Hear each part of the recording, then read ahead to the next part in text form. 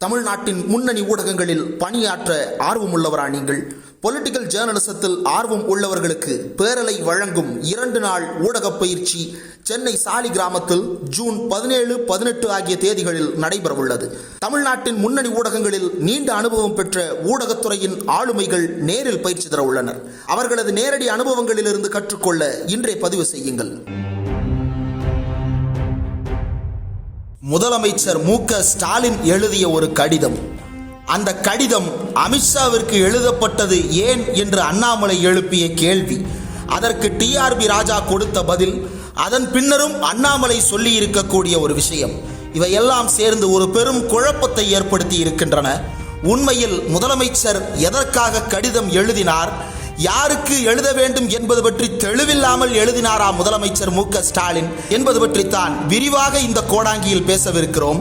ஆனால் 4 எழுத்து பாஜக முன்னாள் தலைவர் ஒருவருடன் தனக்கு இருக்கக்கூடிய மோதலை எப்படியாவது கொம்பு சீவிவிட வேண்டும் என்று அண்ணாமலை இப்போதும் அந்த கொம்பை யாரிடமாவது கொடுத்து குத்தவிட முடியாதா என்று யோசனையில் ஆழ்ந்திருக்கிறார். அதனை யாரும் இன்னும் கண்டுகொள்ளாமல் இருக்கிறார்களே என்னும் வருத்தத்தையும் ஒரு சிலர் நம்மிடம் தெரியப்படுத்தி இருக்கிறார்கள். அது பற்றிய விவரம் இந்த கோடாங்கியின் நிறைவு பகுதியில் இடம்பெறவிருக்கிறது. முழுமையாக கேளுங்கள்.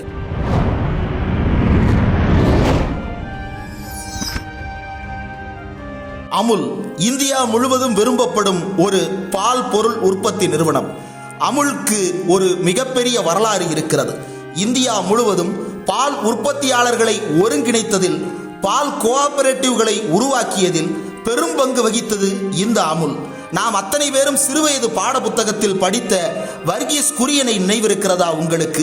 வர்கீஸ் குரியன் தான் எவ்வளவோ மெத்த படிப்புகள் படித்திருந்தாலும் கூட இந்த விவசாயிகள் படக்கூடிய பாடுகளை எல்லாம் தணிக்க வேண்டும், பால் உற்பத்தியாளர்கள் வாழ்வில் செழிப்பதற்கு வழி இருக்கிறது, அதை அவர்களுக்கு உணர்த்த வேண்டும் என்பதற்காக பால் கோஆபரேட்டிவ்களை குஜராத்தின் ஆனந்த் மாவட்டத்தில் அவர் தொடங்குவதற்கு திட்டமிடுகிறார்.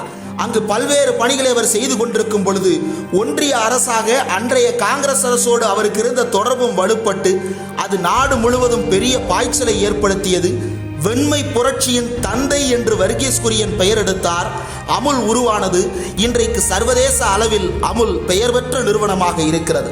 அமுலுடன் ஏன் தமிழ்நாடு தகராறு செய்கிறது, அல்லது தமிழ்நாட்டுக்கும் அமுலுக்கும் என்ன பிரச்சனை என்று பலரும் கேள்வி எழுப்பலாம்.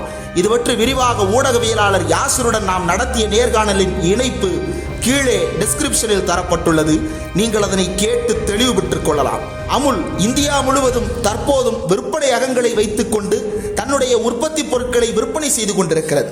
இந்தியாவின் வேறு எந்த கோஆபரேட்டிவ் சொசைட்டிக்கும் இல்லாத அளவிற்கான கிளைகளை அமுல் வைத்திருக்கிறது. ஆனால் எல்லா மாநிலங்களும் இப்போது தனித்தனியாக தங்களுக்கென்று ஒரு பால் கோஆபரேட்டிவ் சொசைட்டியை உருவாக்கி வைத்திருக்கிறார்கள். தமிழ்நாட்டை பொறுத்தவரையில் தமிழ்நாட்டிற்கென்று பால் உற்பத்தியாளர்கள் சங்கத்தை நிறுவி அதனுடைய பால் உற்பத்தியை ஆவின் என்னும் பெயரில் தமிழ்நாடு அரசு விற்பனை செய்து வருகிறது. அதே போல கர்நாடகா பால் உற்பத்தியாளர்கள் சங்கத்திடமிருந்து நந்தினி என்னும் பால் விற்பனை செய்யப்படுகிறது. ஒவ்வொரு மாநிலத்திற்கும் இப்படி பால் உற்பத்தி சங்கங்கள் இருக்கின்றன. அந்த மாநில அரசு அதனை மேற்பார்வை செய்து வருகிறது. இதில் இன்னொரு தத்துவமும் அடங்கி இருக்கிறது. அந்தந்த மாநிலத்தில் இருக்கக்கூடிய பால் உற்பத்தியாளர்கள் பாதுகாக்கப்பட வேண்டும். அவர்களுக்கு குறைந்தபட்ச பாலுக்கான உற்பத்தி விலை நிர்ணயம் செய்து வழங்கப்பட வேண்டும். அவர்களுக்கு தொடர்ச்சியாக தொழில் வாய்ப்புகள் ஏற்படுத்தி தர வேண்டும் என்னும் நோக்கத்தில், விவசாயிகளுடைய வாழ்வாதாரத்தை மேம்படுத்த வேண்டும் என்னும் நோக்கத்தில், கூட்டுறவை வளர்க்க வேண்டும் என்கின்ற நோக்கத்தில் இந்த பால் கோஆபரேட்டிவ் சொசைட்டிகள் மாநில அளவில் நடத்தப்பட்டு கொண்டிருக்கின்றன. இந்த மாநில அளவிலான பல்வேறு பால் உற்பத்தி சங்கங்களை எல்லாம் இழுத்து மூடிவிட்டு ஒற்றை சங்கத்தை நிறுவும் நோக்கத்தில் அமித்ஷா செயல்பட்டுக் கொண்டிருக்கிறார் என்னும் குற்றச்சாட்டு எழத் தொடங்கியது. இந்த குற்றச்சாட்டு எழுந்ததற்கு காரணம் இல்லாமல் இல்லை. இப்போது வரைக்கும் கோஆபரேட்டிவ்ஸை நடத்தக்கூடிய உரிமை மாநில பட்டியலில் இருக்கும் பொழுது ஒன்றிய அரசு மினிஸ்ட்ரி ஃபார் கோஆபரேட்டிவ்ஸ் என்று தனியான ஒரு அமைச்சகத்தை உருவாக்கி அதற்கு ஒன்றிய உள்துறை அமைச்சர் அமித்ஷாவையே கூடுதல் அமைச்சராகவும் நியமித்திருப்பது ஒரு பெரிய சர்ச்சையை ஏற்படுத்தியது. மாநிலங்களிடம் இருக்க வேண்டிய கூட்டுறவு சொசைட்டி பற்றிய உரிமைகள் எல்லாம் ஒன்றிய அரசு ஏன் தலையிட்டுக் கொண்டிருக்கிறது என்னும் கேள்வி எழத் தொடங்கியது.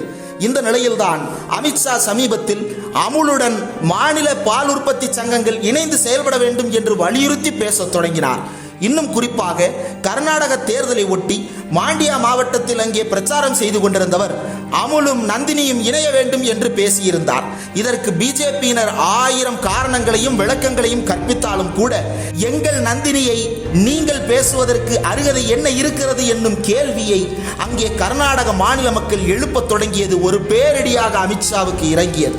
அந்த சர்ச்சை ஓய்வதற்கு முன்னாலேயே தமிழ்நாட்டில் அமுல் இன்னொரு சதித்திட்டத்தை தீட்டிக் கொண்டிருப்பதை அம்பலப்படுத்த தொடங்கினார்கள் ஊடகவியலாளர்கள். கிருஷ்ணகிரி மற்றும் அதன் சுற்றுவட்டார பகுதிகளில் விவசாயிகளிடம் சென்று நாங்கள் உங்களுக்கு கூடுதல் விலை தருகிறோம், எங்களுக்கு பாலை விற்பனை செய்யுங்கள் என்று ஆவினுக்கு வழங்கி கொண்டிருக்கக்கூடிய பால் உற்பத்தியாளர்களை எல்லாம் தங்கள் வசம் இழுப்பதற்கான வேலையை அமுல் செய்து கொண்டிருக்கிறது. இது மாநில அளவிலான உறவுகளை கெடுக்கும் செயல் என்று கண்டித்திருந்தார் முதலமைச்சர் மு க ஸ்டாலின். அந்த கண்டிப்பை அமித்ஷாவுக்கு கடிதமாகவும் எழுதியிருந்தார். இந்த கடிதம் ஏன் அமித்ஷாவுக்கு எழுதப்பட்டது என்று கேள்வி எழுப்பினார் அண்ணாமலை. அமித்ஷாவுக்கு கடிதம் எழுதக்கூடாதா, அமித்ஷாவுக்கு ஏன் இந்த கடிதத்தை எழுதினீர்கள் என்னும் அவர் கேள்வியில் இருக்கக்கூடிய நியாயத்தை நாம் அலசி பார்க்க வேண்டாமா? அமித்ஷாவுக்கு இந்த கடிதம் ஏன் எழுதப்பட்டது என்று நாம் தேடினோம். இது பற்றி ஒரு ட்வீட் வெளியிட்டிருந்த டிஆர்பி ராஜா அவர்கள், அமுல் என்பது ஒரு கோஆபரேட்டிவ் சொசைட்டி, ஒன்றிய அளவில் ஒரு கோஆபரேட்டிவ் மினிஸ்டர் இருக்கிறார், அந்த மினிஸ்டர் தானே ஒன்றிய அளவில் இருக்கக்கூடிய அத்தனை கோஆபரேட்டிவ்ஸுக்குமான பாலிசிகளை உருவாக்க போவதாக சொல்லிக் கொண்டிருக்கிறார், அவருக்கு எழுதுவதில் என்ன தவறு என்று கேள்வி எழுப்பியிருந்தார்.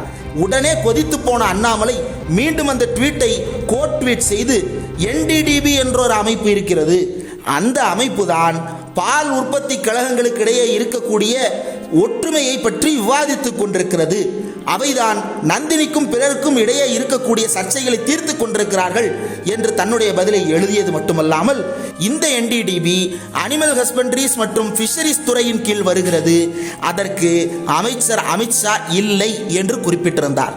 உண்மைதான், அண்ணாமலை சொல்லி இருக்கக்கூடிய அந்த கருத்து முற்றிலும் உண்மை. என்டிடிபி என்பது அமித்ஷாவின் கீழ் வருவது அல்ல, என்டிடிபி என்பது ஒன்றிய கால்நடைகள் துறையின் கீழ் வருவதுதான். ஆனால் இந்த கடிதம் அமித்ஷாவுக்கு ஏன் எழுதப்பட்டது என்னும் கேள்விக்கான பதில் டிஆர்பி ராஜா அவர்கள் சொல்லி இருப்பது போல, ஒன்றிய அளவில் கோஆபரேட்டிவ்ஸ் மினிஸ்டர் என்று ஒருவர் இருக்கிறார், அவர் எதற்காக இருக்கிறார்? ஒன்றியம் முழுவதும் இருக்கக்கூடிய கோஆபரேட்டிவ்களுக்கு இடையே பேச்சுவார்த்தை நடத்துவதற்காக இருக்கிறார் என்றால் அவருக்கு கடிதம் எழுதுவதில் எந்த தவறும் இல்லை. இன்னொரு பக்கம் அண்ணாமலை சொல்லி இருப்பது போல என்டிடிபி என்று ஒரு அமைப்பு மட்டுமல்ல, தேசிய அளவில் கோஆபரேட்டிவ் சொசைட்டிகளை ஒருங்கிணைக்கக்கூடிய பணிகளில் பல்வேறு அமைப்புகள் ஈடுபட்டிருக்கின்றன. அந்த வகையில்தான் national cooperatives dairy federation of India limited என்று இன்னொரு அமைப்பும் இருக்கிறது. இந்த அமைப்பினுடைய நோக்கம் என்பது தேசிய அளவில் பல்வேறு சங்கங்கள், அதாவது பால் உற்பத்தி சங்கங்களுக்கு இடையேயான ஒற்றுமையை வளப்படுத்துதல், அவர்களுக்கான வாய்ப்புகளை பற்றி விவாதித்தல் ஆகிய நோக்கங்களுக்காக உருவாக்கப்பட்டது. இந்த அமைப்பின் கீழ் பல்வேறு பால் உற்பத்தி கழகங்கள் இணைந்திருக்கின்றன. குறிப்பாக தமிழ்நாட்டைச் சேர்ந்த ஆவின், கர்நாடகாவைச் சேர்ந்த நந்தினி, அது மட்டுமல்லாமல் அமுலும் கூட இதில் ஒரு உறுப்பினராக செயல்பட்டு கொண்டிருக்கிறது. அந்த வகையில் இந்த NCDFI என்னும் அமைப்பை யார் நடத்துகிறார் என்று தேடி பார்த்தால் அந்த அமைப்பை நடத்துவது ஒன்றிய கோஆபரேட்டிவ்ஸ் மினிஸ்ட்ரி. அந்த ஒன்றிய கோஆபரேட்டிவ்ஸ் மினிஸ்ட்ரியினுடைய அமைச்சர் மாண்புமிகு உள்துறை அமைச்சர் அமித்ஷா அவர்கள்தான். என்டிடிபி என்னும் அமைப்பை அண்ணாமலை சுட்டிக்காட்டுகிறாரே, அது தவறு இல்லையா என்று சிலர் கேள்வி எழுப்பலாம். என்டிடிபி என்ற ஒரு அமைப்பு இருக்கிறது, அதே நேரத்தில் NCDFI என்று இன்னொரு அமைப்பும் இருக்கிறது. இப்படி ஒன்றியத்தில் பால் பொருள் உற்பத்தி பற்றி விவாதிப்பதற்காக பல்வேறு அமைப்புகள் இருக்கின்றன. அந்த அமைப்புகளில் பெரும்பாலானவை இப்போது கோஆபரேட்டிவ்ஸ் குறித்தான ஒன்றிய கோஆபரேட்டிவ் அமைச்சகத்தின் கீழ்தான் இடம்பெற்று இருக்கின்றன. அப்படி என்றால் அண்ணாமலை சொல்வது பொய்யா என்றால் நிச்சயமாக கிடையாது. மீண்டும் ஒருமுறை சொல்கிறோம், அண்ணாமலை சொல்வது முழுக்க முழுக்க உண்மைதான். NDDB என்பது ஒன்றிய அமைச்சர் அமித்ஷாவின் கீழ் வருவது அல்ல. ஆனால் அமுல், ஆவின், நந்தினி உள்ளிட்டவை குறித்தான பல்வேறு அமைப்புகளும் அமித்ஷாவின் கட்டுப்பாட்டில் இருக்கக்கூடிய NCDFI முதலான பல்வேறு ஒன்றிய அளவிலான அலகுகளின் கீழ்தான் இடம்பெற்று இருக்கின்றன. அதனால் முதலமைச்சர் அமித்ஷாவுக்கு எழுதிய கடிதம் எந்த பிழையும் இல்லை என்று இங்கே சுட்டிக்காட்ட வேண்டிய தேவை எழுந்திருக்கிறது.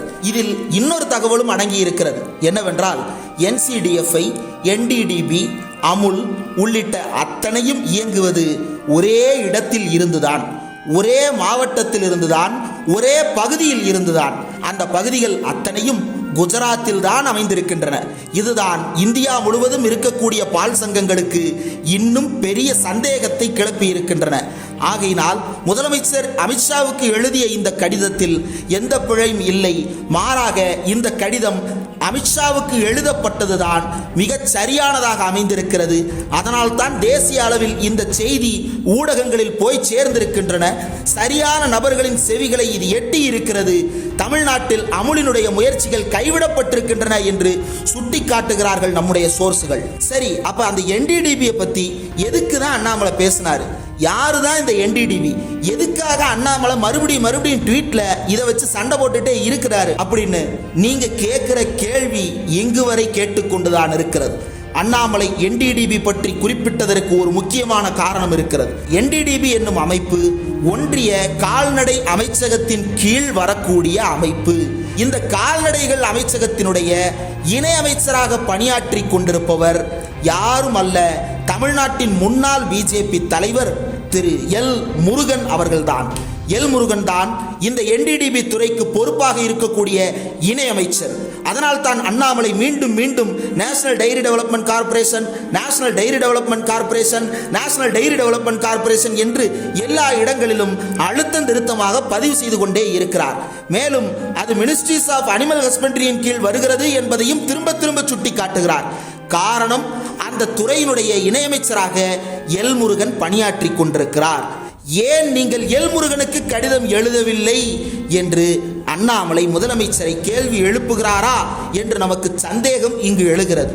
காரணம், ஏற்கனவே ஜல்லிக்கட்டு விவகாரத்தில் எல் முருகன் அவர்களுடைய அமைச்சகத்துக்கு ஆலோசனை செய்யக்கூடிய animal welfare board of India என்னும் அமைப்பு ஜல்லிக்கட்டுக்கு எதிரான வழக்கை நடத்தி கொண்டிருந்தது. அதே நேரத்தில் அண்ணாமலை இங்கு ஜல்லிக்கட்டில் வெற்றியை ஈட்டி தந்த பிரதமர் மோடிக்கு நன்றி என்று ட்வீட் செய்து கொண்டிருந்தார். அப்போதே பேரலையில் நாம் இந்த animal welfare board of India என்னும் அமைப்பு யாருக்கு கீழ் செயல்படுகிறது என்பதை வெளிப்படையாக அம்பலப்படுத்தி பதிவு போட்டிருந்தோம். அதைத் தொடர்ந்து இப்போதும் கூட NDDBயை அண்ணாமலை எழுப்பதற்கு காரணம் எல் முருகனை எப்படியாவது இதில் கோர்த்துவிட்டு அடிவாங்க வைக்க வேண்டும் என்னும் நோக்கத்தில் தான் என்று குறிப்பிடுகிறார்கள் பாஜகவில் இருக்கக்கூடிய நம்முடைய சோர்ஸ்கள். அண்ணாமலை குறிப்பிட்டது போல NDDB என்பது அமித்ஷாவுக்கு கீழ் வருவது அல்ல. அதே நேரத்தில் முதலமைச்சர் எழுதிய கடிதமோ TRP ராஜா செய்த ட்வீட்டோ அமித்ஷா NDDBயின் அமைச்சர் என்பதால் அல்ல. அமித்ஷா NCDFI போன்ற கோஆபரேட்டிவ்ஸ் தொடர்பான முக்கியமான யூனிட்ஸினுடைய அமைச்சராக இருக்கிறார் என்பதால் தானே தவிர NDDBயின் அமைச்சர் யார் என்று பார்த்து கடிதம் எழுதப்படவில்லை. மாறாக அண்ணாமலை NDDBயை இழுத்து வருவது எல் முருகனுக்கு ஒரு பெரும் நெருக்கடியை ஏற்படுத்துவதற்காகத்தான் என்று சுட்டி காட்டுகிறார்கள்.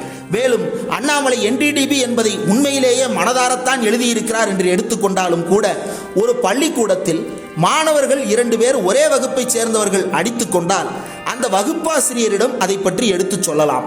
அதற்கு மாறாக அந்த பள்ளிக்கூடத்தின் மைதானத்தில் யாரோ 2 பேர் அடித்துக் கொண்டிருக்கிறார்கள் என்றால் அந்த பள்ளிக்கூடத்தின் தலைமை ஆசிரியரிடம் போய்தான் முறையிட முடியும். அதுபோலத்தான் இங்கே ஆவினுக்கு இடையூறாக அமுல் செய்து கொண்டிருக்கக்கூடிய செயலை உள்துறை அமைச்சரும் கோஆபரேட்டிவ்ஸ் துறையின் அமைச்சருமாகிய அமித்ஷாவுக்கு முதலமைச்சர் சுட்டிக்காட்டி இருக்கிறார்.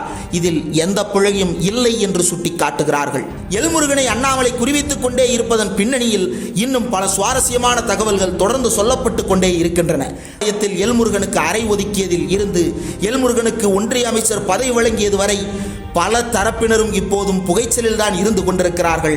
பாஜகவின் இந்த உள்முரணினுடைய கூர்மையான வெளிப்பாடுதான் அண்ணாமலையினுடைய இந்த NDDB தொடர்பாக எல்முருகனை கோர்த்துவிடும் ட்வீட் என்று சுட்டி காட்டுகிறார்கள். என்ன நடக்கிறது பொறுத்திருந்து பார்ப்போம்.